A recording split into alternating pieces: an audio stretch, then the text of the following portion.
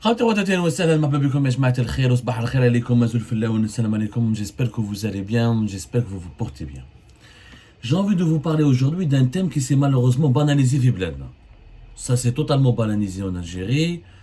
Ça s'est banalisé parce que la répression, les violations des droits de l'homme, les violations des libertés publiques, plus personne n'ose en parler. Vous savez, le grand défaut de notre pays, quand personne n'ose en parler, quand ceux et celles qui avaient l'habitude d'avoir qui avaient le courage d'en parler n'ont plus ce courage-là, et ben ces thèmes-là deviennent des interdits, des sujets très sensibles, et personne ne veut les aborder.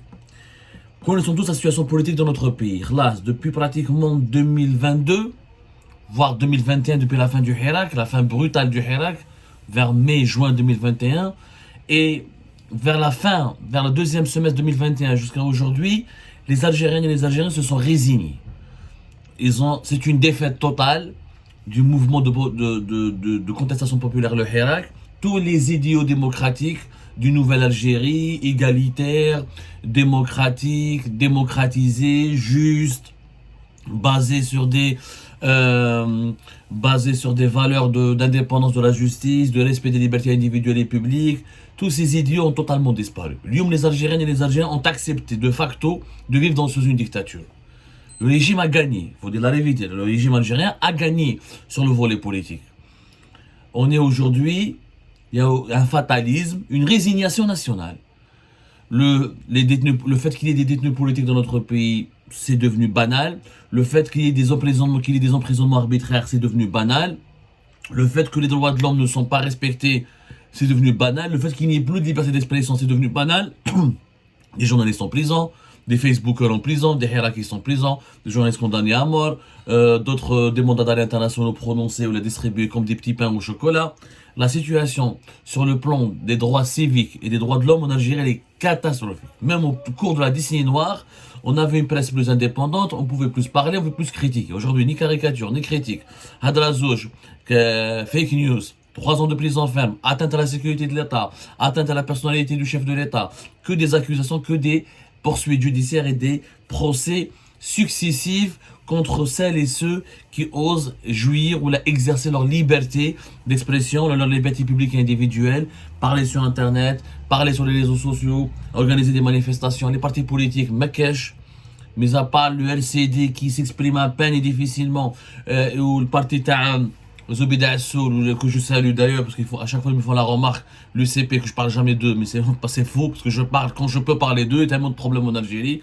Quelques partis de l'opposition où ils ne sont pas accrédités, ou quand ils sont agréés, ne sont pas autorisés à exercer leurs activités. La situation politique, sur le plan politique et purement du droit, elle est catastrophique. L'Algérie est devenue une prison à ciel ouvert, mais plus personne n'en parle. Là, les gens l'ont accepté. On a accepté défaite du Hirak, plus d'idéaux démocratiques. Les gens ont renoncé définitivement. Définitivement, je ne sais pas. Voilà. Mais en tout cas, pour le moment, les Algériennes et les Algériens ont renoncé à leurs revendications démocratiques, de droit, d'indépendance de la justice, de liberté publique, de droits de l'homme. Mais il y a une violation quand même très grave qui a été encore plus banalisée et qui en fait elle-même est une violation extrêmement grave. Qu'il n'y ait pas de presse libre, c'est une chose. Qu'il y ait des détenus politiques en prison, c'est une chose. Mais le pouvoir algérien est parti même jusqu'à interdire de quitter le territoire national sur des simples soupçons, parce qu'on est de simples soupçons qu'un individu peut être, ou la peut exercer, ou la peut devenir un opposant politique à l'étranger, et ben une liste, plus de 6000 personnes, je dis bien plus de 6000 personnes, sont empêchées, surveillées et interdites de quitter le territoire national. 6000 personnes. Tous, ou des militants, des journalistes, des personnalités qui étaient des opposants qui ne le sont pas aujourd'hui parce qu'ils ne s'expriment plus, ou là qui ont milité dans le cadre du Hirak, ou là ils ont occupé des fonctions, ou ils sont des journalistes, ou là ils appartiennent à des médias. Et donc le pouvoir algérien, il les empêche de quitter le territoire national. Les ISTN, les interdictions de sortie du territoire national en Algérie aujourd'hui sont devenues le principal instrument de répression des libertés publiques et le principal instrument de contrôle de la société civile et de la scène politique. Comme les gens ont peur de parler en Algérie, parce qu'il y a les prisons, parce qu'il y a les emprisonnements arbitraires, parce qu'il y a les procès politiques, parce qu'il y a l'instrumentalisation politique de la justice, parce qu'il y a les services de sécurité qui contrôlent à travers leur brigade de cybercriminalité tout ce qui se passe sur les réseaux sociaux, à la moindre parole, à la moindre critique, à la moindre attaque, à la moindre expression libre, les personnes sont arrêtées rapidement, présentées devant des juges, éventuellement emprisonnées, donc plus personne ne parle. Le seul espace de liberté pour les Algériens et les Algériens aujourd'hui, c'est l'étranger. Quand on part à l'étranger, on peut s'exprimer. C'est comme notre cas, malheureusement. En Algérie, on est exilé en France. C'est grâce à ce statut de réfugié politique que nous avons, cet exil douloureux, certes, mais il nous permet au moins de s'exprimer, de continuer à faire notre travail, à faire du journalisme indépendant, à critiquer, à enquêter, à investiguer. Et il s'avère que dans notre pays aujourd'hui, celles et ceux qui veulent aller à l'étranger, le fait de vouloir aller à l'étranger pour le régime algérien est déjà un comportement suspect et il faut absolument les empêcher de partir à l'étranger parce que le régime algérien ne veut pas voir certains journalistes ou certains opposants, certains militants politiques ou certaines personnalités se transformer en opposants virulents depuis l'étranger. Les IST, aujourd'hui dans les aéroports algériens, si on est journaliste, si on est un ancien militant du Hirak, si on a fait de l'opposition, si on était un militant politique d'un parti qui a dérangé, genre le LCD, le FFS, on est systématiquement arrêté devant la police aux frontières. On est ralenti, contrôlé, ensuite les policiers attendent un ordre de la part de leur tutelle ou de la part des autres services de sécurité, que ce soit les services secrets, la gendarmerie nationale ou même la justice, pour savoir est-ce qu'ils ont le feu vert ou l'autorisation de laisser cette personne, cet individu suspect, parce qu'on les considère comme des éléments subversifs, suspects, est-ce qu'ils sont autorisés à partir à l'étranger. C'est devenu systématique. Alors qu'il y a certaines personnalités qui sont interdites de quitter le pays, catégoriquement. Il y a un rapport d'ailleurs récemment a été réalisé là-dessus, une ONG algérienne basée à Paris, en France, créée par des militants algériens et franco-algériens qui luttent encore pour les libertés publiques et individuelles et pour le changement démocratique en Algérie, Riposte Internationale, qu'il faut saluer. Ils ont fait un rapport sur la situation des droits de l'homme en Algérie, ils ont parlé de cette thématique, les interdictions de quitter le territoire. Ils ont eu au moins le mérite d'aborder ce sujet, qui est une véritable douleur. C'est-à-dire, il y a des gens qui n'ont rien fait, des Algériennes et des Algériens qui n'ont rien fait, qui n'ont même pas une affaire en justice, qui ne s'expriment plus, qui ont renoncé à l'activité militante, qui ne sont même pas opposants, qui se sont calmés entre guillemets, qui ont renoncé à toute activité politique, et pourtant ils ne peuvent pas quitter leur pays, ils ne peuvent pas voyager à l'étranger, parce qu'ils sont classés dans un fichier comme étant des personnes subversives, qu'il ne faut pas autoriser à partir à l'étranger, parce qu'ils risquent de reprendre une activité politique subversive, entre guillemets, pour le régime algérien. Pour le régime algérien, toute opposition contre lui, toute opposition qui le critique, qui le remet en cause, elle est subversive. Nous sommes tous des subversifs. Le mot subversif depuis 2021, où là, à la mode. On classe tout et n'importe quoi comme subversif. Un journaliste, un militant, un YouTuber, un internaute, un activiste, un cyberactiviste. Tout le monde peut être considéré comme subversif si on se met à critiquer le pouvoir, à réclamer un changement de mode de gouvernance ou à mettre en cause le bilan des dirigeants algériens actuels. Je rappelle que le droit à la circulation ijma'a fait partie du pacte international relatif aux droits civils et politiques et à la déclaration universelle des droits de l'homme. Les deux documents sont signés par l'Algérie et Ijma'. Le pacte international relatif aux droits civils et politiques, on en a parlé 1000 fois. On en a parlé 1000 fois en Algérie Part. C'est un document important. Lisez-le, Ijma'. Il a été adopté le 16 décembre 1966 par l'Assemblée Générale des Nations Unies.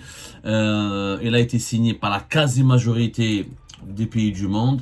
L'Algérie l'a ratifié officiellement.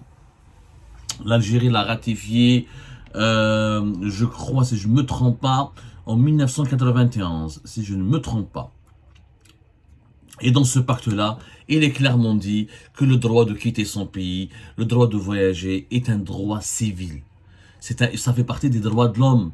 Ça fait partie des droits fondamentaux, NS. Fondamentaux. Donc, sur le plan, même dans la constitution algérienne, le droit de voyager, le droit de sortir de son pays et d'aller à l'étranger est aussi garanti. Yani, il n'y a pas de problème, il n'y a aucune loi qui peut, ou aucune disposition juridique qui peut permettre à un État, comme l'Algérie par exemple, de euh, empêcher un de ses citoyens de sortir de son pays. Mais, c'est-à-dire, les conventions internationales, la constitution algérienne l'empêche. Et pourtant, dans les aéroports algériens, dans les ports algériens, voilà, l'Algérie l'a signé bien avant. Elle a signé le 10 décembre 1968 et elle a adhéré à ce pacte international relatif aux droits civils et politiques le 12 septembre 1989. Elle l'a ratifié. Elle a signé en 1968 et elle l'a ratifié en septembre 89. Donc, qu'est-ce mais aujourd'hui, malgré tous les engagements de l'État algérien, eh ben, des fois, c'est des familles entières. Ils sont plus de 6000 personnes interdites de quitter le pays. Même si tu as un visa, tu as un passeport en bonne et due forme, tu n'as pas de plainte, il n'y a pas de dossier judiciaire, c'est-à-dire c'est des soupçons. C'est-à-dire c'est pas les juges, c'est même pas la justice qui prononce des ISTN. Ce sont les services de sécurité qui établissent des fichiers. Et dans ces fichiers-là, il y a les noms de personnalités, des fois même leurs enfants, des fois leurs parents, qui ne sont pas autorisés à quitter le pays parce qu'ils peuvent mener une activité subversive. Je vous assure, je suis personnellement exposé à ce problème. J'ai pas envie de parler de mon cas et de ma famille, mais j'ai des choses à dire quand même, hein, comme d'un mais je préfère parler de l'intérêt général. Oubliez les problèmes de Abdou Sammar. S'il y avait que Abdou Sammar, plus ou moins, allez, comme des citoyens, 6000 personnes. C'est énorme, plus de 6000 personnes, dont des avocats, dont des militants, dont des simples activistes, qui ont des métiers des journalistes. Les journalistes, on ne parle pas. Les journalistes aujourd'hui, les journalistes algériens, chaque journaliste, quand il se présente, surtout les journalistes, les canaux dans des rédactions, avant 2019, c'était des journaux de l'opposition, qui mon liberté n'existe plus, le soir, ou le khabar. Quand ils se présentent dans les aéroports, ils sont automatiquement ralentis par les services de sécurité. Et si les feux verts, c'est la police aux frontières, ne reçoit pas un feu vert, soit de la part de la DGSN, soit de la part du renseignement intérieur, de la DGSI, ou de la DDS, le renseignement extérieur, de la gendarmerie nationale, et ben, ces journalistes restent sur place. Ils sont refoulés et on leur demande de rentrer chez eux. Pourquoi? C'est la peur de l'étranger. Il y a une peur de l'étranger, NS. Il y a une véritable peur de l'étranger. Le régime algérien veut tellement tout qu'il a l'obsession de contrôler. Il a tellement l'obsession de contrôler, l'obsession de tout dominer, il est tellement allergique à toute critique, à tout l'exercice de toutes les libertés possibles, individuelles ou la collective. Toute liberté d'expression et toutes les libertés politiques, il veut les empêcher. Il a peur que depuis l'étranger, un front de l'opposition algérienne se constitue. C'est la grande peur du régime algérien, que des opposants à l'étranger l'emmerdent, l'empêchent de dormir.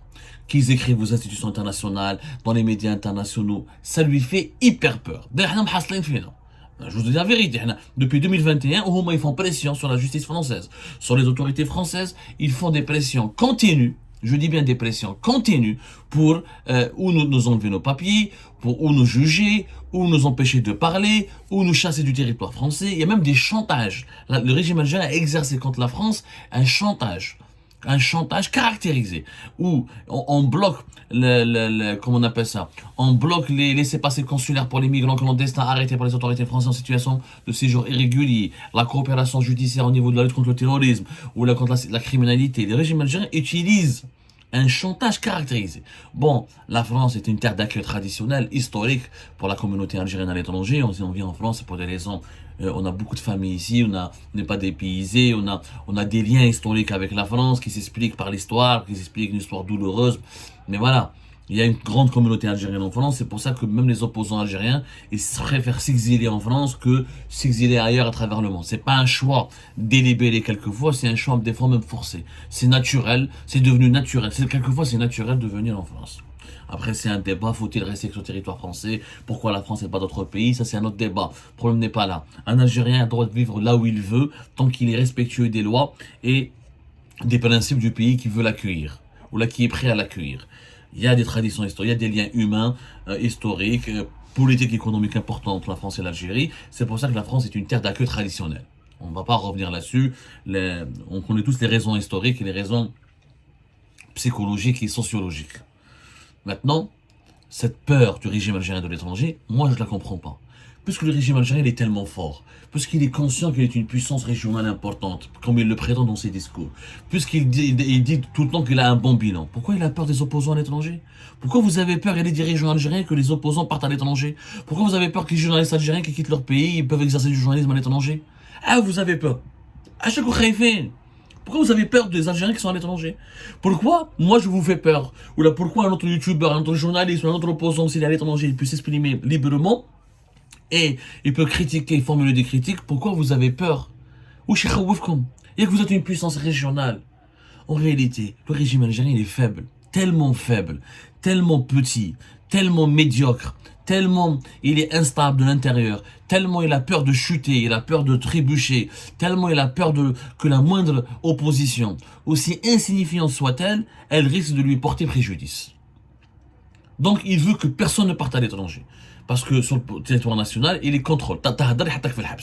Il te met en prison. Tu parles, il te met en prison. Si t'es à l'étranger, il peut pas.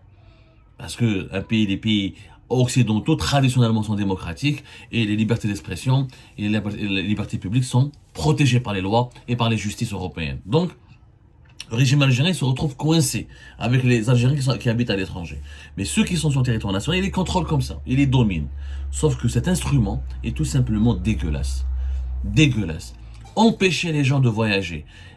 En fait, en Algérie, il y a deux prisons. La prison réelle et la prison, la plus grande prison à ciel ouvert. L'Algérie est devenue une grande prison à ciel ouvert. Quand t'es pas en prison, quand t'es pas derrière les barreaux, bah tu restes enfermé dans ton pays, sur le territoire national. T'as pas le droit de voyager, t'as pas le droit d'être en contact avec l'étranger, t'as pas le droit d'aller à l'étranger, et donc t'es dans une prison à ciel ouvert. C'est honteux.